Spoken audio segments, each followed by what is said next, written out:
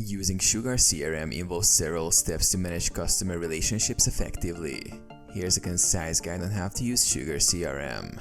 Sign up and log in. Visit the SugarCRM website and sign up for an account. Log in with your credentials. Set up your account. Customize your account settings by navigating to the admin panel. Configure company details, user roles, and permissions.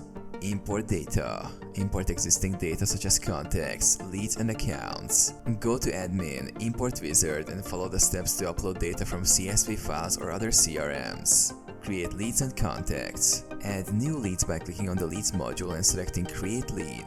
Fill in the details and save. Similarly, add contacts by navigating to the Contacts module and selecting Create Contact. Manage accounts and opportunities. Check business relationships under the Accounts module. Create new accounts and link them to contacts and leads. Use the Opportunities module to track potential sales deals and their progress through the sales pipeline. Email integration.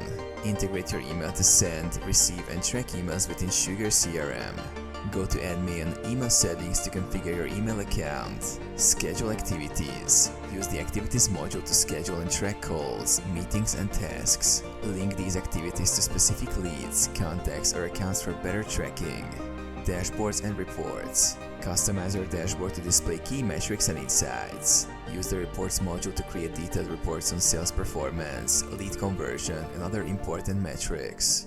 Automation with workflows. Automate repetitive tasks by setting up workflows. Navigate to Admin, Workflow Management to create workflows that trigger specific actions based on defined criteria. Mobile access. Download the SugarCRM mobile app to access your CRM on the go.